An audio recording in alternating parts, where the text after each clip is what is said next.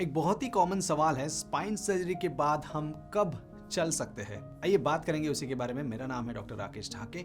मैं consultant spine surgeon के तौर पे मुंबई में काम कर रहा हूँ। देखो, स्पाइन सर्जरी के बाद कब चल सकते हो, ये कुछ फैक्टर्स पे डिपेंड करता है। मैं कहूँगा ऑन एन एवरेज मेरे पेशेंट्स के बारे में ये डिफर कर सकता है patient to patient, institute to institute, technique to technique, but बात करेंगे इन जनरल कब चल सकते हो। अब ये डिपेंड करता है कौन सी प्रोसीजर आपकी हुई है।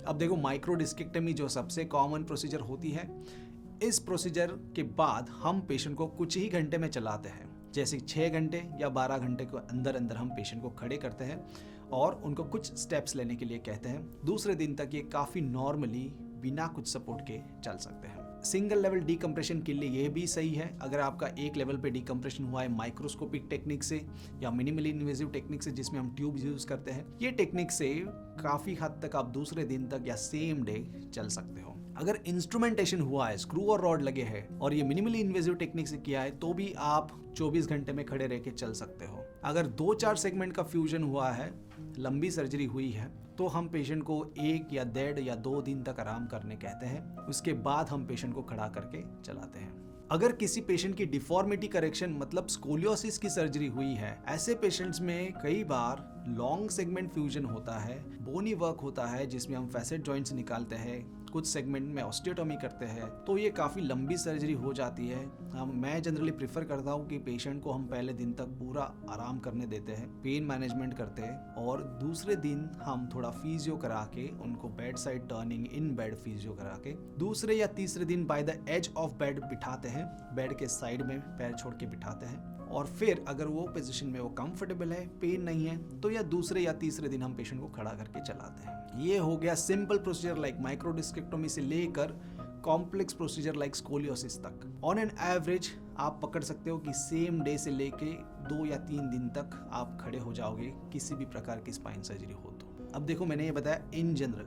अगर पेशेंट ऐसा है जो काफ़ी टाइम से, काफ़ी महीनों से बेड पे ही पड़ा है, स्पाइनल कॉर्ड इंज्योर हो गई है, पैरापेरेसिस या पैरालिसिस है ऑलरेडी सर्जरी के पहले, अब ये पेशेंट सर्जरी के बाद भी ज़रा टाइम लेंगे खड़े होने के लिए, तो आप ये नहीं कह सकते हो, आपने तो कहा सर्जरी के बाद दूसरे दिन खड़े हो जाओगे, पर पेशेंट का पहले क्या सिचुएशन था, ये भी डिपेंड करता है कि सर्जरी के बाद कब खड़े हो सकते हो, कब चल सकते हो।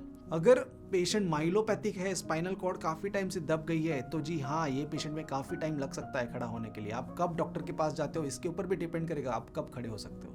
तो ये मत एक्सपेक्ट करो कि सर्जरी के बाद कुछ मिरेकल हो जाएगा, जादू हो जाएगा, ऐसा नहीं होता है। जो स्पाइनल कॉर्ड का क्या सिचुएशन है उसके ऊपर भी काफ़ी चीज़ें डिपेंड करती हैं।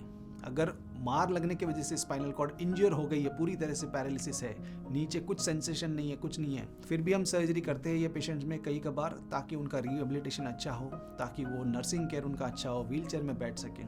अब इसके बाद अगर आप बोलोगे पेशेंट कब चल सकता है, तो इसका कोई आंसर नहीं है, क्योंकि स्पाइनल कॉर्ड अगर पूरी तरह से डैमेज हो गई है तो उसकी रिकवरी आने के लिए कई कबार साल 1.5 साल भी लग जाता है। उसके बाद एग्रेसिव फिजियोथेरेपी भी करनी पड़ती है। कई पेशेंट्स में अगर कंप्लीट पैरालिसिस है इंक्लूडिंग नो सेंसेशन, तो इनमें रिकवरी आने के चांसेस बहुत कम होते हैं। तो ये हो गया इन जनरल आप स्पाइन सर्जरी के बाद कब चल सकते हो। अगर आपको कोई सवाल है तो ज़रूर नीचे कमेंट सेक्शन में लिखें और हम कोशिश करेंगे आपको उनका जवाब देने का। अगर आप वेट नहीं कर सकते हो तो ज़रूर हमें कॉल या व्हाट्सएप नीचे दिए गए हुए नंबर पे करें। Thank you so much.